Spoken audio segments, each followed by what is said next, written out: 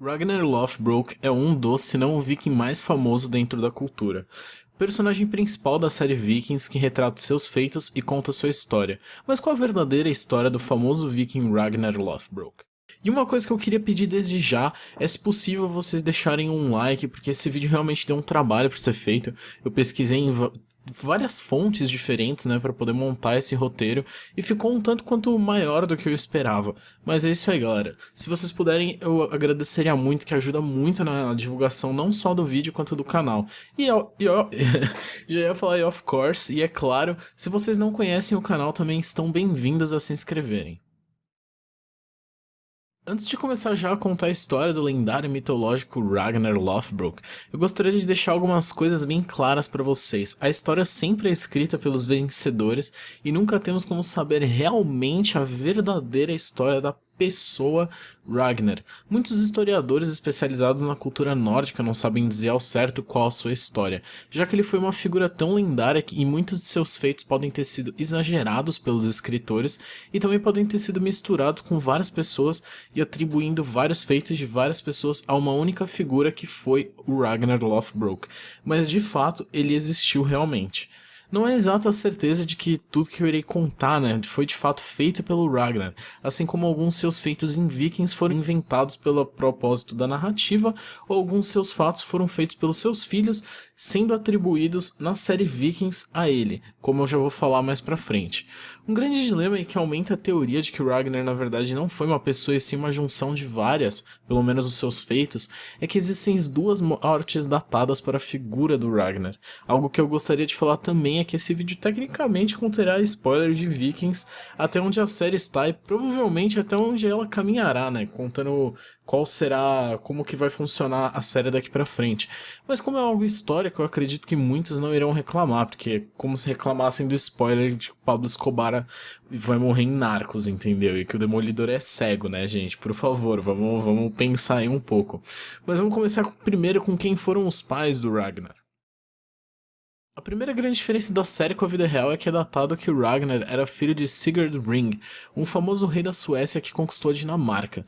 Também é legal comentar que ele pertence à dinastia Yinglings, e eu gostaria de dizer já, se eu estiver pronunciando alguma coisa errada, me desculpem, tá? Eu não tenho costume com essas línguas aí, assim dizer. E já que, caso vocês não saibam, o segundo nome viking não é de fato um sobrenome de família. Lodbrok, por exemplo, significa calças peludas, que o Ragnar era conhecido por usá-las, como um apelido mesmo. A dinastia Yngling sempre realizou grandes feitos. O pai de Ragnar era um rei que conquistou outro reino. Ragnar foi até o oeste e invadiu Paris inúmeras vezes, e seus filhos conquistaram grande parte da Inglaterra com o famoso grande exército pagão. Graças a esses feitos, é dito que tanto Ragnar quanto seus familiares possuem uma descendência direta a Odin. Já na série, é dito que Ragnar era apenas um fazendeiro, assim como seu pai antes dele, e que isso fez com que seu interesse pelas terras no oeste aumentassem, já que o solo é infinitamente melhor do que o solo nórdico. É verdade que Ragnar invadiu o oeste inúmeras vezes, tanto a Inglaterra quanto a França, usando os rios para facilitar a navegação, chegando até o coração do Império Franco. Com a famosa invasão de Paris, algo curioso é que na série, a invasão de Paris, nós vemos o Ragnar e a sua inteligência para bolar um plano e invadir a cidade com mais facilidade. Reparei nisso quando eu assisti o episódio novamente, eu gosto de fazer isso algumas vezes, e eu reparei que durante a invasão ele olha para o lado, vê Paris, vê a igreja e aí ele pensa que tem uma maneira muito mais fácil dele invadir a cidade.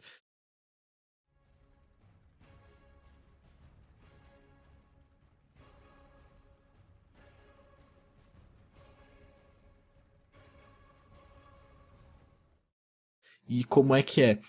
Com uma cerimônia. E ele sabe que como que ele foi batizado em tal momento ali na série, que se ele tivesse pra morrer, iam querer enterrar ele. Então eu acho isso muito inteligente. Já na vida real, é relatado que esse feito foi na verdade de seu filho Bjorn. Fontes relatam também que a investida do Ragnar com sucesso no Império Franco foi no ano de 845. Ragnar e seus homens não haviam queimado nenhuma casa e haviam aceitado o suborno do rei Charles, o Calvo, que pagou a eles em torno de 7.000 libras de prata. Ragnar comandou 5.000 homens pelo rio Siena, saqueando cada cidade que encontravam no caminho até chegarem em Paris no dia 25 de março, assim aceitando as 7.000 libras. Pela facilidade que foi receber o suborno e ainda saquear as cidades, Ragnar voltou inúmeras vezes para saqueá-las novamente. Ragnar era um gênio não só no combate, mas em suas estratégias também. Ele sempre preferia atracar as cidades nos domingos, pois as pessoas estariam na igreja, e também em datas festivas, pela falta de defesa que aqueles momentos teriam. Depois de Ragnar começar as invasões e conquistar cidades, ele nunca mais parou, sempre sendo ambicioso com tendências expansionistas, querendo levar o seu povo para essas novas terras. Tem até uma cena de Vikings que nós vemos o Ragnar conversando com o profeta sobre o seu futuro e o futuro de seus filhos, e ele pergunta se seus filhos seriam mais famosos do que ele. What will become of them? The sons of Ragnar Lothbrok will be spoken of as long as men have tongues to speak.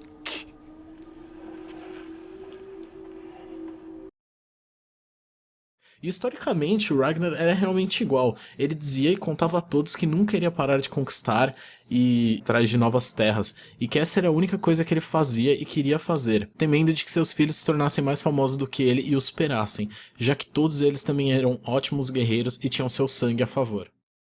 Diferente da série, Ragnar focou o Império Franco primeiro e depois partiu para a Inglaterra, mas foi quando ele voltou seus olhos para os britânicos que ele encontrou seu fim. Apesar da morte de Ragnar ter muita controvérsia, uns dizem que Ragnar morreu em uma combinação de cólera com ferimentos que sofreu durante a invasão de Paris.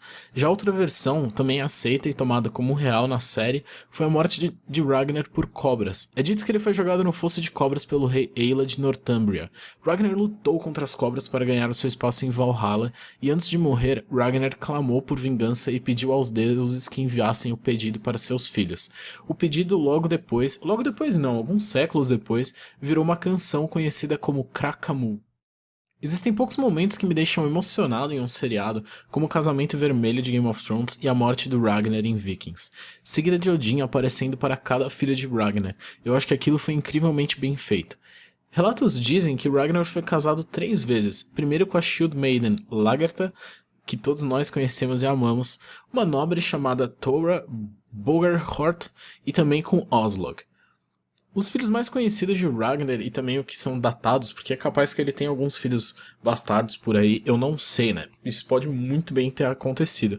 Mas seus filhos mais famosos eram Bjorn Ironside, Ivar the Boneless, Sigurd Snake in the Eye, Ubba e Hivitsek Whiteshirt, que pode ter sido a mesma pessoa que Halfdan, que são ambos que eles nunca foram mencionados, né, juntos. A escrita sempre variava um pouco, e como eu acho que esses dois nomes começam com H, eu acho que isso pode ter sido muito erro, né, de história passada de tempo em tempo. Na história, após a morte de Ragnar, seus filhos juntaram o maior número de homens possíveis e marcharam clamando vingança aos ingleses. Os maiores nomes conhecidos durante a vingança e mais datados é Ivar o Sem Ossos e Ubba, ambos famosos filhos de Ragnar. Mas praticamente todos os filhos de Ragnar estavam envolvidos na grande invasão bárbara. A primeira coisa que os filhos de Ragnar fizeram foi clamar a vingança contra o rei Aela, submetendo a mais famosa execução viking, a Águia de Sangue, que consiste em literalmente abrir as costas do executado, quebrando costela por costela, abrindo-a e colocando os pulmões no ombro do executado, assim deixando ele com asas abertas. É dito que na cultura viking, quem recebe a Águia de Sangue e não grita ou clama por piedade é recebido por Odin de braços abertos em Valhalla. Ragnar é praticamente considerado um herói da Escandinávia, mas os relatos reais de sua verdadeira vida são bem escassos, já que não era tão tradicional dos vikings realmente escreverem sobre seus líderes, já que era um povo mais conquistador e militar. Até a datação de seu reino é pouco certa. Alguns relatos dizem que aconteceu nos anos de 750 a 794, e outros dizem que foi durante de 860 a 865. É muito provável que ele foi um grande Earl no começo de 835 e tenha ganhado essa fama com o tempo, sendo considerado um rei nos últimos anos da sua vida. Mas podem ficar tranquilos que daqui pra frente eu também irei fazer um vídeo sobre os filhos de Ragnar e também sobre a grande invasão bárbara, comparando com a série e também contando a história real por trás. Uma coisa que eu recomendo também é a saga de livros As Crônicas Anglo-Saxões, do Bernard Cornwell, e também que contém muita informação, muita história sobre os filhos de Ragnar e os reinos ingleses. E é uma saga de livros que realmente vale a pena ler. Eu sei que todos nós sentiremos falta aí do Ragnar e do Travel's Female em Vikings, mas isso tinha que acontecer, já tinha passado da hora do Ragnar morrer, e agora nós veremos como os filhos dele serão em ação, o Ivar conquistando a sua vingança, o Bjorn ficando cada vez mais e mais famoso, e também não podemos nos esquecer do Rollo. Vocês devem estar achando estranho não ter comentado sobre ele, mas a verdade é que o Rollo não é dito nem sequer uma vez como sendo o irmão legítimo do Ragnar. Isso foi apenas uma maneira que a série conseguiu de encaixar o personagem do Rollo, que também ficou muito conhecido por se tornar um duque na França, mas isso também ficará para outro vídeo. Eu espero que vocês tenham gostado, esse vídeo deu um trabalho para escrever. Se vocês ainda não deram like no vídeo, não se esqueçam que ajuda muito na divulgação do canal e a divulgação do vídeo. Se inscreva aí também se vocês não são inscritos e comentem aí o que vocês acharam do Ragnar em Vikings e sobre o verdadeiro Ragnar. Game of Thrones, né, a gente não tem um personagem assim muito principal, são vários personagens grandes e já que são vários, né, a gente teve em Vikings o que não teve em Game of Thrones, que foi um grande e excelente personagem principal mesmo, com o foco da série nele. Vikings está, acho que na minha segunda série predileta, eu diria, e agora é só esperar pelo final dessa temporada e pela quinta. Eu estou realmente ansioso. Eu vou ficando por aqui, galera. Eu sou o Daniels, valeu, falou, até a próxima e fui!